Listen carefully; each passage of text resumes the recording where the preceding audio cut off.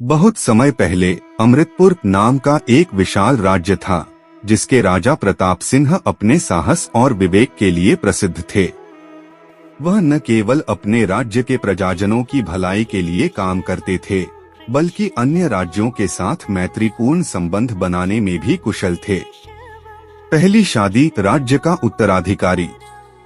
राजा प्रताप सिंह की पहली शादी युवावस्था में हुई। उनकी रानी वसुंधरा सुंदर और बुद्धिमान थीं। उन्होंने राजा के साथ मिलकर राज्य का प्रशासन संभालने में मदद की, लेकिन वंश को आगे बढ़ाने के लिए एक उत्तराधिकारी की आवश्यकता थी।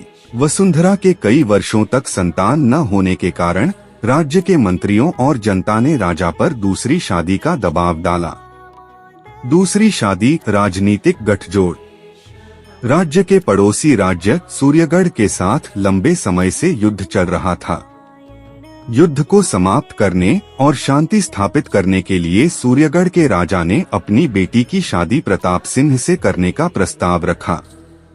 इस शादी के बाद दोनों राज्यों के बीच संधि हुई और राजा प्रताप सिंह के साम्राज्य का विस्तार हुआ। तीसरी शादी धर्म और संस्कृति का संरक्षण। कुछ वर्षों बाद राज्य के एक धार्मिक समूह ने राजा से आग्रह किया कि वह उनकी जाति की कन्या से विवाह करें, ताकि उनका धर्म और परंपराएं संरक्षित रहें। राजा ने इसे राज्य की एकता के लिए आवश्यक समझा और तीसरी शादी कर ली। इससे राज्य में सभी धार्मिक और सामाजिक समूहों के बीच सामंजस्य बना। परिणाम कई शादियों का प्रभाव। राजा की कई शादियों से राज्य में राजनीतिक और सांस्कृतिक एकता तो बढ़ी, लेकिन इसके परिणामस्वरूप महल में आंतरिक कलह भी उत्पन्न होने लगी। रानियों के बीच प्रतिस्पर्धा और उनके बच्चों के बीच उत्तराधिकार की लड़ाई ने भविष्य में राज्य को कमजोर कर दिया। राजा प्रताप सिंह ने अंत में महसूस किया कि कई शादियों ने राजनीतिक लाभ तो दिए, लेकिन इससे व्यक्तिगत और पारिवारिक समस्याएं भी उत्पन्न हुई।